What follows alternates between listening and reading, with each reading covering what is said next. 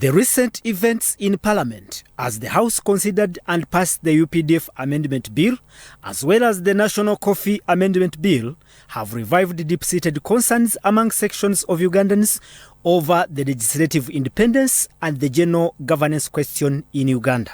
While concerns have been raised before over the efficiency and effectiveness of Parliament's operations due to the huge size of Parliament and other related issues, critics argue that the practice of the executive to continue exerting influence on the legislature has resulted into the erosion of public trust in the Parliament's ability to represent citizens' interest.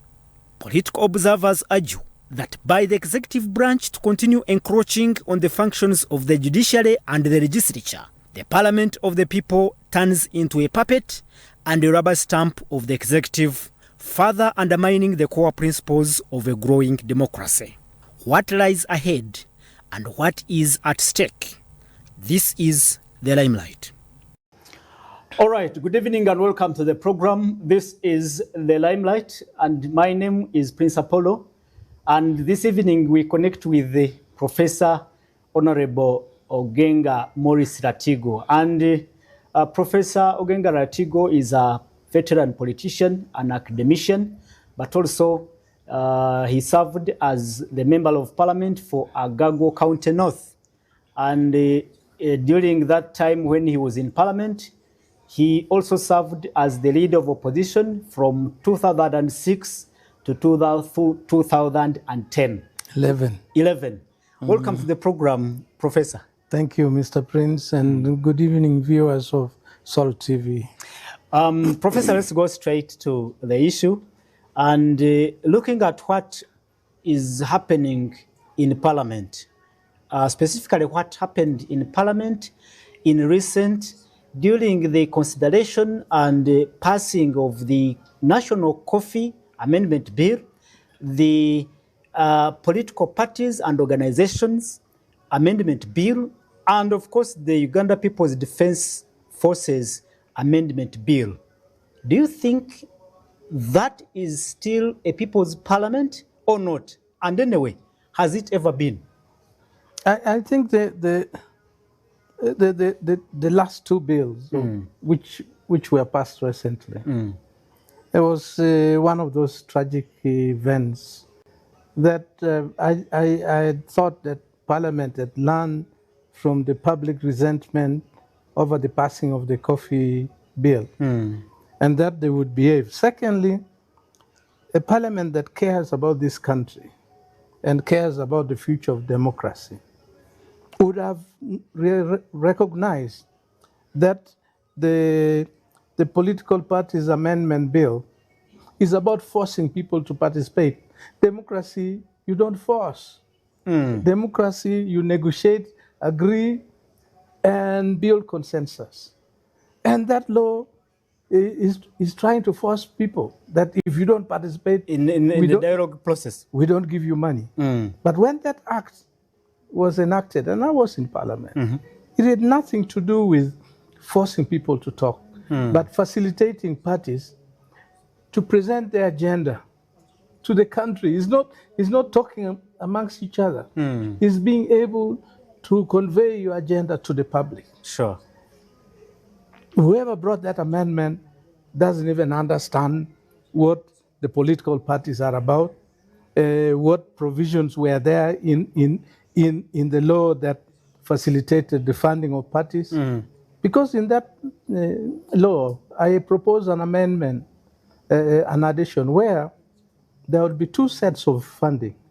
One related to your numbers in Parliament, and the other related to the earnings that your presidential candidate had in the presidential election. Because that would allow the spreading of the resources. Sure. But more importantly, this UPDF Act Amendment Bill, I mean, this is very sad. Because it derives from a situation where the army commander had previously refused to appear before Parliament. It derives from a situation where the army commander admits keeping somebody in his basement. And you still add on top of those really terrible things the amendments to the law where even wearing a Kaunda suit that looks like a military uniform becomes an offense. I don't know whether it is insulting to us Ugandans that we are either too submissive or that we cannot say, you, this parliament, what are you? And where do you derive your power from? It is very sad, but I am very confident that the UPDF, both bills, when people go to court, they'll be struck down. When did this start? In this situation where Parliament is in this position where it is far away from the people.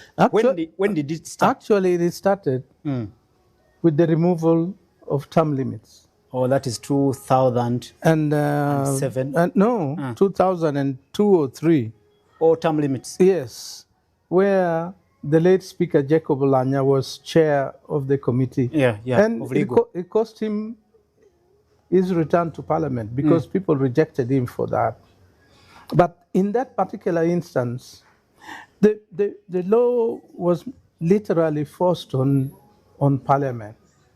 We objected. We said, let people make a decision on this, but it was not possible. So that was the beginning. But and by the way, let us not delude ourselves. The NRM is not a democratic entity. Their roots is in asserting their will on the people.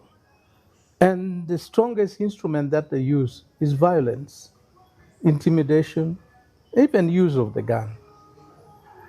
In effect, Uganda is still very far away from transforming itself to a truly democratic country. As we talk about the independence of Parliament, who can we say is responsible for all this? Could it be the executive? Could it be Parliament itself that has failed to assert its independence and its position? Could it be we, the voters? Maybe we are voting, we are sending MPs who cannot stand on their feet. Who can we say is responsible for this? The framework is like they say in America, the buck stops with the president. If even when he wanted something, he would let it be done according to procedure and to the satisfaction of everybody. They will say that, no, we were given the opportunity, we were legitimately defeated on account of our numbers. In this particular case, there were so many breaches. And it is sad because Honorable Oboth, the Minister for Defense. Yes, I was with him. In the last Parliament, I was with him in the Rules Committee. Honorable Maxon Oboth. Yes, and he knows the rules. The rules of procedure is very clear. When you have an important bill, like the UPDF Act Amendment Bill, what you have to do is to ensure that all views are collected. So you give people adequate time to come and express their views. Yeah, true. Secondly, those who are proposing it, the Minister of Defense, the Attorney General, they must adequately satisfy the interrogation of the committee that is handling the bill. Yeah. And then thirdly, when you come to the House, the Speaker must ensure that the rules of procedure of Parliament are followed. Yeah. In this particular case, a bill like that, you would submit a report to the Speaker. The report must be circulated before debate. The committee report? Oh, yes. In this case, the person who read the report, there was no signed report. No report was circulated. And therefore, what they did breaches the rules of procedure of the House. And it will be knocked down on that basis. We knocked down the Anti-Homosexuality Act on that basis too. Yeah. Let's also look back at the process before the bill came to the floor of Parliament, while it was still in the committee. And then, as many people still complain, there wasn't enough time for consultations and presentation of their proposals. And it looks like the powers are with the Speaker to decide how long the bill should stay in the committee. Because ideally it should be at least 45 days in the committee. But we see this bill, at least it spent 5 or 4 days in the committee. What do you think? Should the rules be amended? Where is the problem? You see, normally when you want to do a thing like that, and you have a justification for it, you suspend certain provisions of the rules. These ones, they never did that. Secondly, there must be demonstrationable urgency. For example, if there was war, you would suspend most of the rules and pass laws and make decisions in record time. Yes, in record time. But the context would be understood. This one, there's absolutely no reason to hurry. And you know, the absurdity is that you don't need to legislate.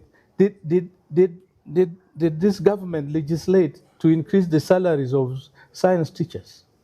Oh no, it was a policy. It was a directive. That is an administrative matter. But like I said elsewhere, those provisions were brought, like in our place when you want to marry, and sometimes when you are negotiating the marriage, your in-laws become hard on you.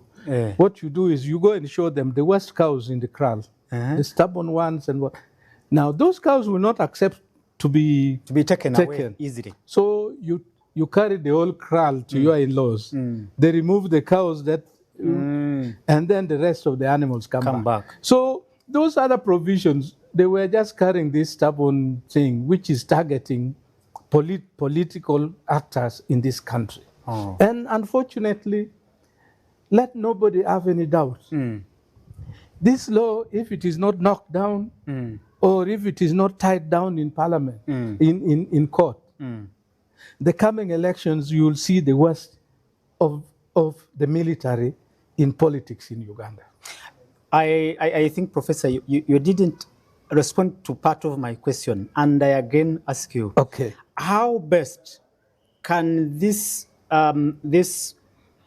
behavior of rushing bills be worked out? How best can it, for now, to make sure that if a bill is sent to the committee, there is adequate time for consultations, and no one should maybe direct the committee to bring the bill before all the consultations have been exhausted? You see, going to court and striking of the law will be a warning to whoever misbehaves, and the courts will have to be very categorical.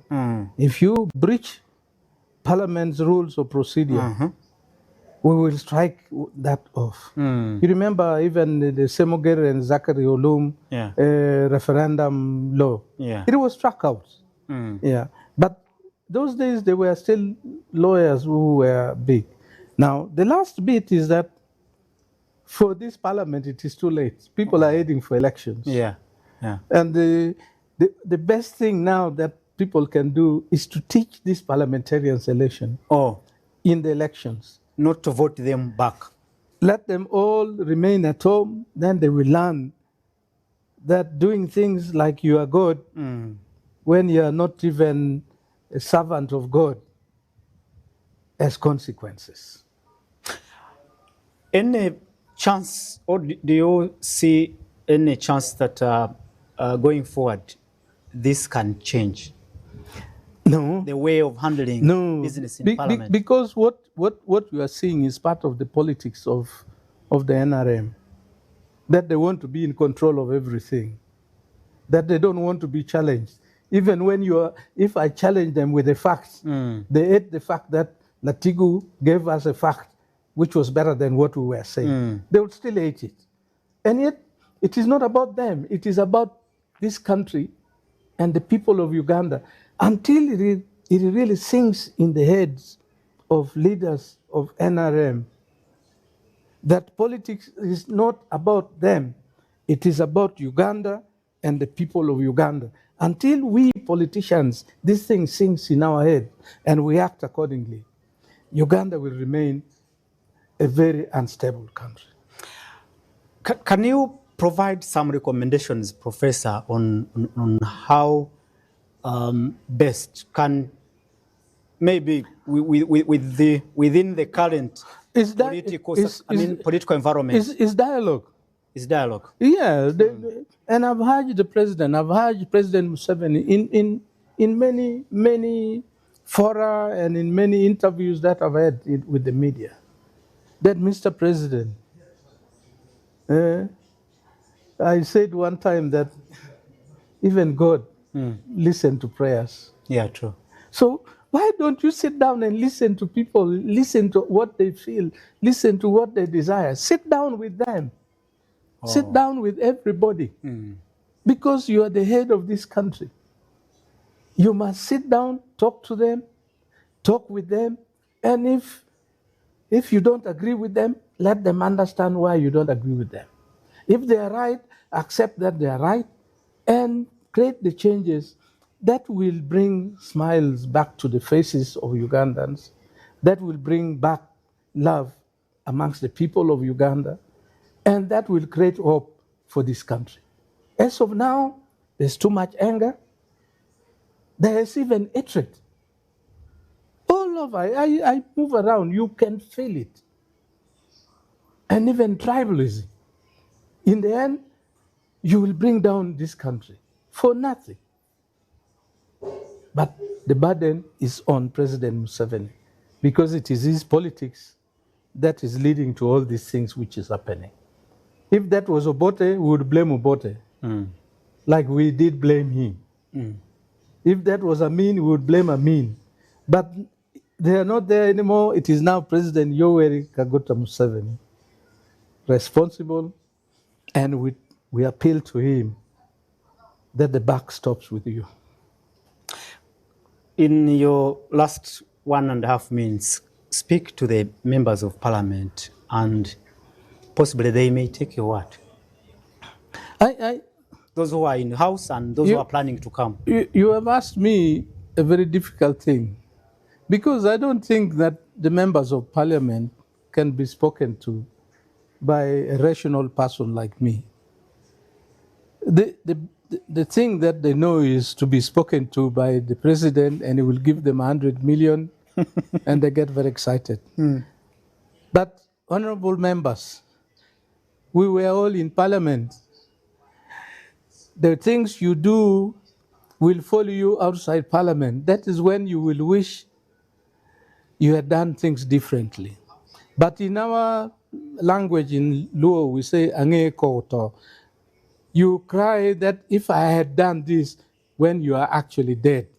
So don't kill yourselves by doing the wrong things for this country. You were elected to serve the country, to legislate, to oversee, and to represent the people.